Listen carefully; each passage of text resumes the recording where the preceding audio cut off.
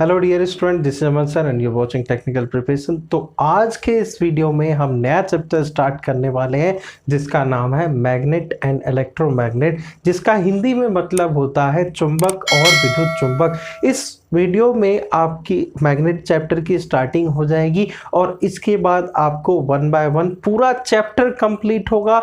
Book का कोई भी टॉपिक नहीं छूटेगा। बने रहिए हमारे चैनल के साथ। तो चलिए स्टार्ट करते हैं। ये बात है उन दिनों की जब मैग्नेट की शुरुआत हुई थी, यानी जब चुंबक खोजा गया था। तो सबसे पहले मैं आपको बताऊं कि मैग्नेट का मैग्नेट नाम क्यों पड़ा। भाई देखो, सबसे पहली बात, ये पत्थर के रूप में मिला था, स्टोन के रूप में मिला था और मैग्नीशिया नामक क्षेत्र से पाया गया था। जो शहर था मैग्नीशिया नामक क्षेत्र, वहां से मिला था, इसलिए इसका नाम जो है मैग्नेट रखा गया। तो सबसे पहले स्टार्ट करते हैं मैग्नेट की डेफिनेशन से, यानी कि सबसे पहले हम इसकी परिभाषा जान लेते हैं क्या होता है।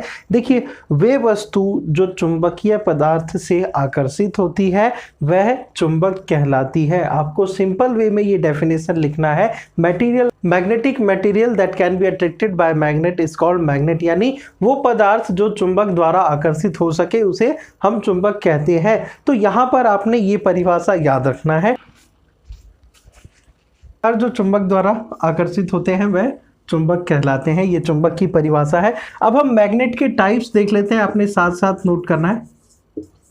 इसके टाइप्स को हम कैसे क्लासिफाई करते हैं वो समझते हैं। देखिए, कुछ चुंबक तो वो होते हैं जो नेचुरली ऑब्टेन्ड होते हैं, यानी ऑब्टेन्ड फ्रॉम नेचर, प्राकृतिक। देखो, जो चुंबक है उसका किसी ने आविष्कार नहीं किया था। हमें वो मैग्नीशिया क्षेत्र से जो पत्थर मिला था वो प्राकृतिक चुंबक था, यानी अर्थ क्रस्ट से पाया जाता है ये। फिर उसी को आगे क्लासिफाई कर करके आगे और प्रकार में बनाया गया। तो हम समझ लेते हैं, यहाँ पर टाइप्स में हम क्लासिफाई करेंगे, आपको साथ साथ नोट करना है। सबसे पहले टाइप्स में होता है नेचुरल मैग्नेट, और उसी के साथ साथ होता है आर्टिफिशियल,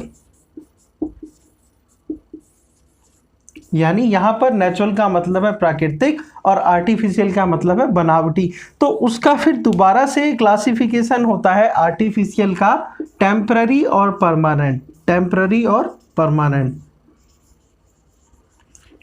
एंड परमानेंट। तो फटाफट से इसको नोट करते रहिए साथ साथ। नेचुरल का मतलब है प्राकृतिक चुंबक और बनावटी चुंबक। फिर बनावटी चुंबक को हम दो भाग में बांटते हैं, टेम्पररी और परमानेंट। टेम्पररी का क्या मतलब है, जो कुछ समय तक रहे, हमेशा नहीं। वो गाड़ी के लिए हम नंबर लेते हैं ना टेम्पररी, और फिर बाद में दोबारा रजिस्टर कराते हैं परमानेंट। वो ये भी वैसा ही है, कुछ ज़्यादा फर्क नहीं है, शब्द तो वही रहेंगे ना, कॉन्सेप्ट बदल जाएगा।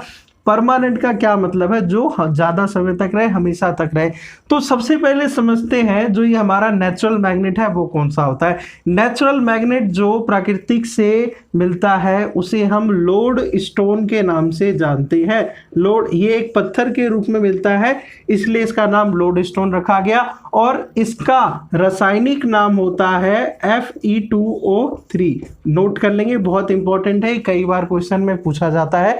Natural magnet load stone, Fe2O3 इसका रासायनिक नाम होता है। उसके बाद जब हम आर्टिफिशियल मैग्नेट की बात करते हैं तो उसमें टेम्पररी और परमानेंट होते हैं। टेम्पररी मैग्नेट में आपका आ जाता है इलेक्ट्रोमैग्नेट यानी कि विद्युत चुंबक। इलेक्ट्रोमैग्नेट यानी कि विद्युत चुंबक। मैं दोनों ही भाषाओं में लिखूंगा तो टाइम ज़्यादा लगेगा, इसलिए मैं बोल भी रहा हूं, आप फटाफट से नोट करते रहेंगे। टेम्पररी का मतलब है इलेक्ट्रोमैग्नेट, ये इसका उदाहरण है, और इलेक्ट्रोमैग्नेट का मतलब होता है विद्युत चुंबक। अभी हम इसकी परिभाषा भी पढ़ेंगे आगे। और परमानेंट मैग्नेट में कौन कौन से मैग्नेट होते हैं भाई। परमानेंट मैग्नेट वो मैग्नेट होता है, इसका एग्जाम्पल लिखते हैं सबसे पहले, जैसे कि bar magnet, ring magnet, cylindrical magnet. ये अलग अलग तरीके से शेप में होते हैं और इत्यादि। तो ये तो थे परमानेंट मैग्नेट और टेम्पररी मैग्नेट के उदाहरण। सर, इन दोनों में अंतर कैसे पता चलेगा कि टेम्पररी मैग्नेट कौन सा है और परमानेंट मैग्नेट क्या कौन सा है। तो यहाँ पर इन दोनों के बारे में एक बहुत ही साधारण सा अंतर होता है। वो क्या अंतर होता है वो अभी समझ लेते हैं फटाफट। मेरे साथ साथ नोट करेंगे, एक साइड हम लिख लेते हैं टेम्पररी मैग्नेट और एक साइड लिख लेते हैं परमानेंट। ये किसके टाइप है? ये आर्टिफिशियल के टाइप है, आर्टिफिशियल मैग्नेट के, यानी कि बनावटी मैग्नेट के ये टाइप्स हैं। तो यहाँ पर टेम्पररी में क्या होता है? इलेक्ट्रोमैग्नेट,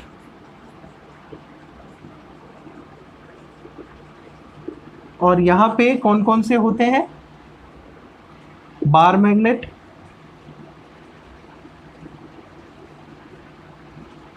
रिंग मैग्नेट,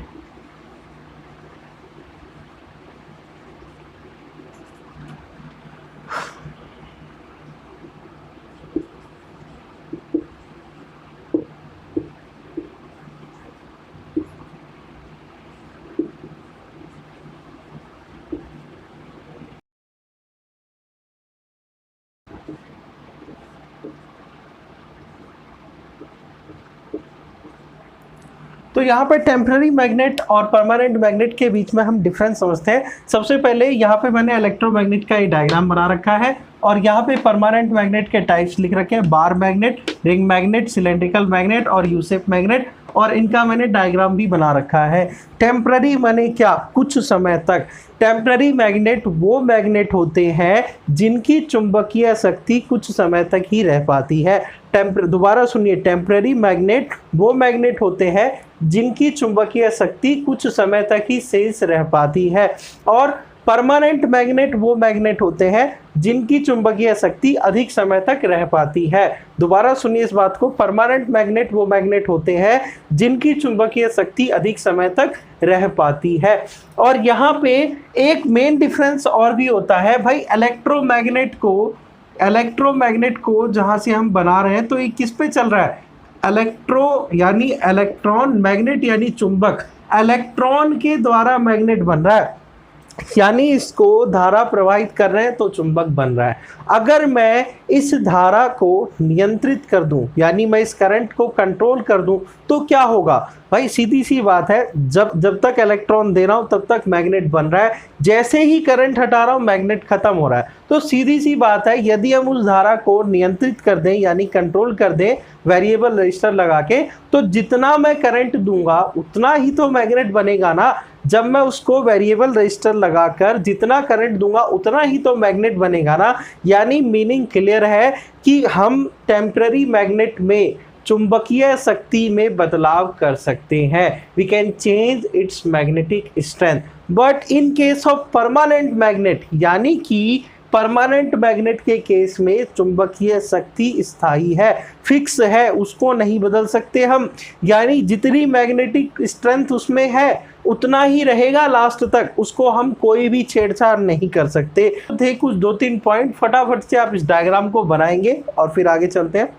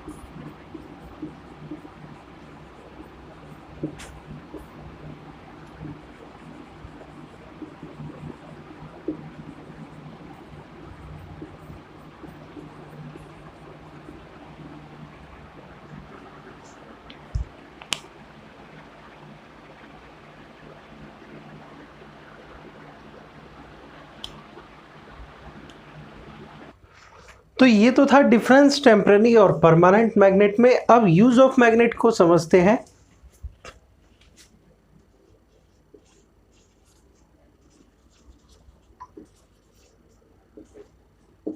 एक साइड लिखेंगे टेम्पररी और दूसरी साइड लिखेंगे परमानेंट, वैसे ही जैसे पहले लिखा था। टेम्पररी मैग्नेट में हमारा होता है इलेक्ट्रोमैग्नेट।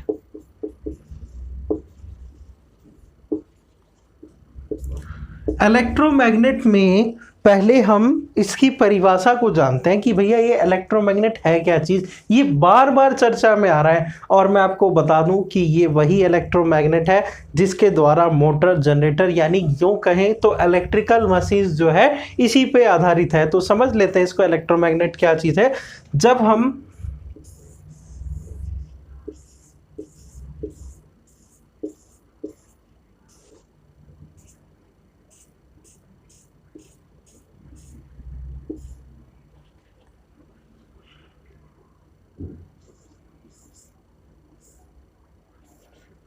इलेक्ट्रोमैग्नेट की परिभाषा को समझते हैं। जब हम किसी खोखली आकार पर तार को लपेटकर, यानी नंबर ऑफ टर्न्स को लपेटकर इस आकृति में उन दोनों एंड पर सप्लाई देते हैं, यानी कि इसको धारा प्रवाहित कराते हैं, तो उसमें एक चुंबकीय क्षेत्र बनता है, यानी ईएमएफ उत्पन्न होता है। तो ये जो है चुंबक की तरह काम करता है। और यहाँ पे यदि मैं एक वेरिएबल रेजिस्टेंस लगा दूं, यानी कि अगर मान लीजिए मैंने एक वेरिएबल रेजिस्टेंस लगा दिया जो कि करंट को एडजस्ट कर रहा है, तो इसके मैग्नेट को मैं कम ज़्यादा भी कर सकता हूं। तो ये है इलेक्ट्रोमैग्नेट। इसकी डेफिनेशन आपको शो हो रही होगी, तो फटाफट से नोट करेंगे इसे। तो इलेक्ट्रोमैग्नेट का साथ ही साथ में यूज भी समझ लेते हैं, कहाँ यूज होता है। तो इसका यूज लिखेंगे नंबर 1 इलेक्ट्रिकल मशीन्स में, इलेक्ट्रिकल मशीन में यानी विद्युत की मशीनों में, विद्युत की मशीन जैसे मोटर, जनरेटर और बहुत सारी, जैसे ट्रांसफार्मर भी हो सकता है। नंबर 2 क्रेन्स में। क्रेन्स में इलेक्ट्रोमैग्नेट का यूज कैसे होता है, जैसे मान लीजिए कोई जो है आयरन का पीस बना हुआ है, आयरन का पीस बना हुआ है और वो बहुत ही वेटेड है, तो उसको हम क्रेन में, मैग्नेट लगा रहता है, इलेक्ट्रोमैग्नेट लगा रहता है, तो क्रेन को मेटल के पीस पे रख के और मैग्नेट ऑन करके उस मेटल को आसानी से हम उठा सकते हैं। तो ये इस तरह से क्रेन में भी यूज होता है। नंबर 3 कम्युनिकेशन में इसका बहुत बड़ा यूज होता है।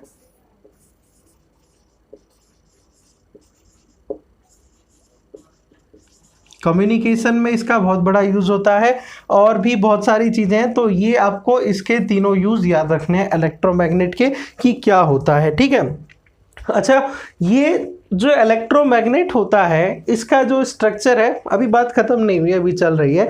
इसका जो स्ट्रक्चर है जिस पे ये लपेटा हुआ है, यानी इसे बोलते हैं कोर। जिस पे इसको हमने खोखले आकार पर लपेटा हुआ है, इसे हम क्या बोलते हैं, कोर। और इसे क्या बोलते हैं, एनेमल्ड वायर। ये जो कॉइल हमने लपेट रखी है इसे बोलते हैं एनेमल्ड वायर। एनेमल्ड वायर का क्या मतलब होता है सर? एनेमल्ड वायर वो वायर होती है जिसके ऊपर एक लेयर चढ़ी होती है, यानी परत चढ़ी होती है, और वो आपस में शॉर्ट ना हो। जैसे कि आपने वाइंडिंग की वायर देखी होगी, तो उसे एनेमल्ड वायर कहते हैं। अच्छा सर, ये कोर किस मेटल का बना होता है या कौन से ऐसे पदार्थ का बना होता है? ये कोर जो है ना, अगर ठीक ठाक पदार्थ का नहीं हुआ, उस मटेरियल का नाम मैं आपको बताने वाला हूं, तो क्या होगा भाई, जब हम इसको ऑन करेंगे ना, तो ये मटेरियल जिस पे वायर लपेटी हुई है वो खुद ही मैग्नेटाइज हो जाएगा। यानी भाई चुंबक के क्षेत्र में कोई पदार्थ रहेगा तो चुंबक के कांटेक्ट में तो आ ही गया, यानी वो खुद मैग्नेट बन जाएगा। पढ़ेंगे हम ये चीज भी आगे पढ़ेंगे, इसे क्या बोलते हैं। तो इसमें आपको याद रखना है, ये जो कोर है ना, ये कोर या तो सॉफ्ट आयरन का बना होता है या फिर सिलिकॉन स्टील का बना होता है। ये कोर या तो सॉफ्ट आयरन का बना होता है या फिर सिलिकॉन स्टील का बना होता है। क्यों बना होता है? लॉसेस को ध्यान में रखते हुए। Due to the losses the core are made of soft iron and silicon steel. मैं लिख देता हूं, नोट करेंगे इसे फटाफट। Cores are made up of, सबसे पहले सॉफ्ट आयरन यानी कि नर्म लोहा। क्या होगा वो? जो है मैग्नेटाइज नहीं होगा और मैग्नेट में कोई प्रॉब्लम भी उत्पन्न नहीं करेगा, आसानी से उसकी लाइंस को पास होने देगा। और या फिर सिलिकॉन स्टील। तो ये छोटी छोटी बातें इलेक्ट्रोमैग्नेट के बारे में है, कभी भी पूछी जा सकती है, तो आपको पहले से ही पता होना चाहिए। अच्छा, अब हम यूज की बात कर रहे थे, तो परमानेंट मैग्नेट का यूज देख लेते हैं कहाँ होता है। जो जनरली जो मैग्नेट्स होते हैं वो बार मैग्नेट के शेप में होते हैं। कौन से शेप में होते हैं? बार मैग्नेट के शेप में, यानी छड़ के आकार में होते हैं।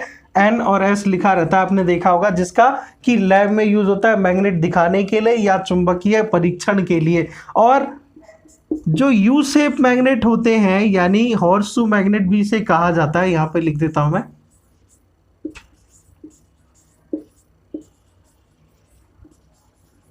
हॉर्सशू मैग्नेट या फिर यू शेप, ये कहाँ यूज होता है सर? आपने देखा होगा जब भी किसी ने मेजरिंग इंस्ट्रूमेंट तोड़ा होगा, बचपन में हम देखते थे ना, जो स्टेबलाइजर में जो मीटर लगी होती थी, या फिर जो एम्पेयर मीटर, या जो अलग अलग तरह के जो मीटर होते हैं उनमें कॉइल मूव करती थी, उसमें पीएमएमसी यानी permanent magnet moving coil, PMMC meter में यू शेप मैग्नेट का यूज होता है। पीएमएमसी आपने यदि मेजरिंग इंस्ट्रूमेंट वाला चैप्टर पढ़ा होगा तो आपको पता होगा कि डीसी के मेजरिंग इंस्ट्रूमेंट्स होते हैं। और सिलेंड्रिकल का क्या होता है सर? सिलेंड्रिकल मैग्नेट हमारे स्क्रू ड्राइवर्स होते हैं, स्क्रू ड्राइवर के जो हैंडल के बाद वाला जो हिस्सा होता है उसमें यूज हो जाते हैं, और भी बहुत सारे इक्विपमेंट में यूज हो जाते हैं cylindrical magnet. Sir ring magnet रह गया, रिंग मैग्नेट कहाँ यूज होता है भाई? रिंग मैग्नेट आपने देखा होगा, आपने स्पीकर देखा है, स्पीकर का जो पिछला हिस्सा होता है उसमें रिंग मैग्नेट लगा होता है, यानी कि आप कह सकते हैं कि रिंग मैग्नेट जो है लाउड स्पीकर में यूज किया जाता है, जिसके कोई भी पोल्स नहीं होते हैं, जिसके कोई भी पोल्स नहीं होते हैं। यानी कि यहाँ पर एक तरह का एक क्वेश्चन भी हमारा प्रिपेयर हो गया कि एक ऐसा मैग्नेट आप बताओ जिसका कोई भी पोल ना हो, जिसका कोई भी पोल्स ना हो, तो वो कौन सा मैग्नेट है भैया? रिंग मैग्नेट है। अच्छा, इसमें पोल्स क्यों नहीं है यार? एक बात बताओ, कोई भी एक सर्कल है, मान लो मैंने यहां से चलना स्टार्ट किया, फिर ढूंढते ढूंढते यहीं पहुंच जाऊंगा, एंड का पता ही नहीं चलेगा, तो इसी कारण से इसमें कोई भी पोल्स नहीं होता। फटाफट से इसको नोट करेंगे।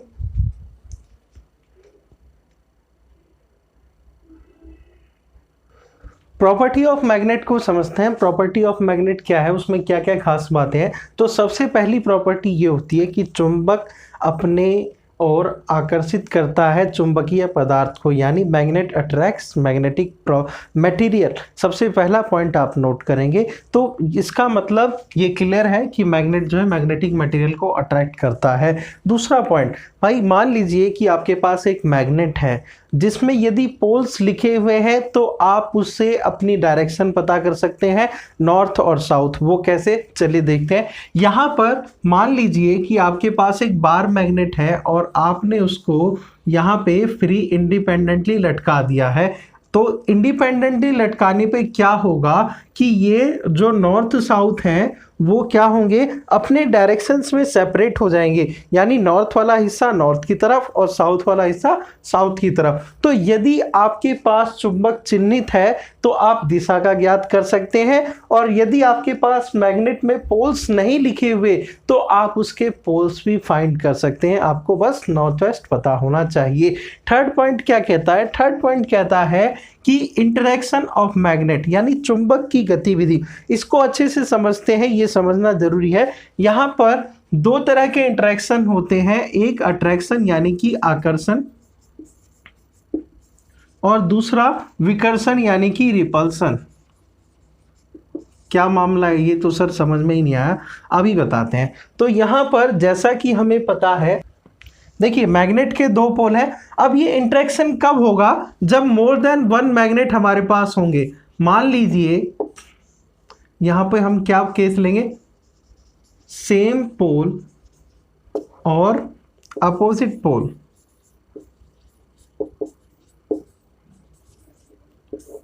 यानी कि मान लीजिए नॉर्थ साउथ, साउथ और नॉर्थ, हमने दो ऐसे मैग्नेट को आमने सामने रखा जिनके पोल्स एक जैसे हैं। अब ये क्या होगा कि ये इससे दूर भागेगा यानी डिस्ट्रैक्ट होगा, तो इसमें क्या होगा, इसमें होगा आपका रिपल्सन।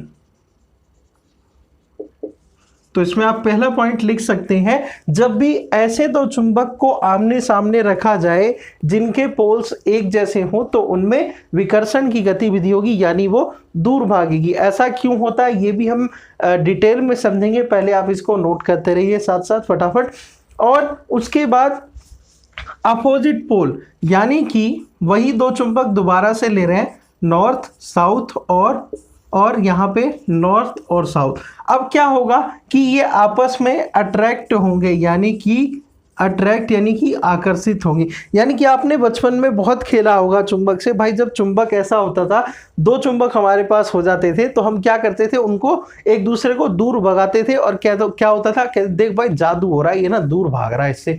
तो ऐसा आपने याद रखना है। तो ये तो हो गई भाई थोड़ी बहुत रटने वाली बात। अभी आप इसको ऐसे ही समझ लीजिए, जब मैग्नेटिक टर्म्स की बात आएगी तो वहां पर मैं आपको ये एक्सप्लेन करूंगा कि ऐसा क्यों हुआ, ऐसा क्यों हुआ कि ये अट्रैक्ट ही क्यों हुआ और ये रिपेल ही क्यों हुआ। तो अभी के लिए आप ये बात याद रखिए, मिले गए नेक्स्ट कॉन्सेप्ट में इसी के साथ। तो यहां पर नंबर 4 पॉइंट देखते हैं। फोर्थ पॉइंट क्या कह रहा है, चुंबक की जो प्रॉपर्टी होती है वो ये कहती है कि उसकी चुंबकीय शक्ति नष्ट हो जाएगी, it will be demagnetize when it is strike by hard surface, यानी किसी भारी वजन से उसको पीटा जाए, या फिर when it is throw out in heat surface, यानी जब चुंबक को किसी उष्मा वाले क्षेत्र में फेंक दिया जाए या फिर किसी हीट में डाल दिया जाए। चुंबक को तवे पे रख दो जलते हुए, देखो उसकी चुंबकीय शक्ति नष्ट हो जाएगी। क्यों नष्ट हो जाएगी, अभी के लिए आप माइंड में ये बात रखिए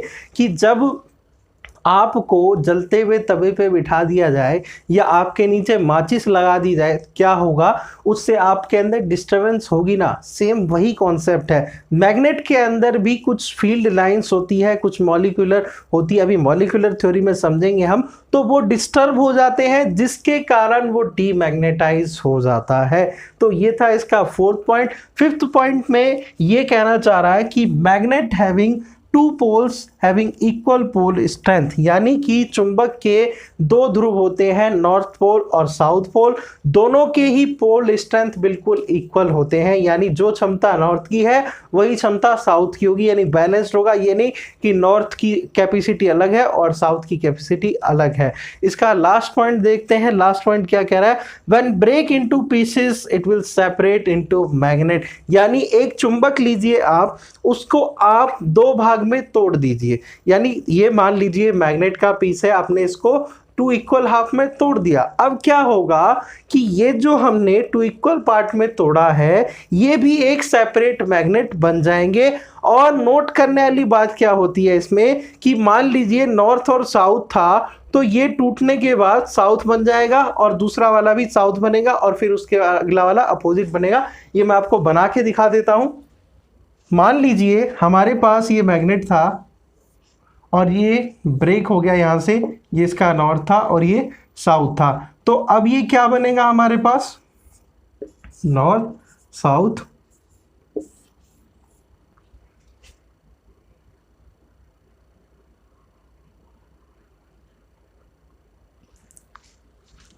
तो ये हमारे पास ऐसे सेपरेट मैग्नेट बन जाएंगे। चाहे आप इनको जितने भी पीसेस में ब्रेक कर लीजिए, ऐसे ही वो सेपरेट मैग्नेट बनता चले जाएगा और प्रत्येक मैग्नेट के दो पोल आपको मिल जाएंगे। तो ये तो था प्रॉपर्टी ऑफ मैग्नेट, इसको फटाफट से नोट करिए।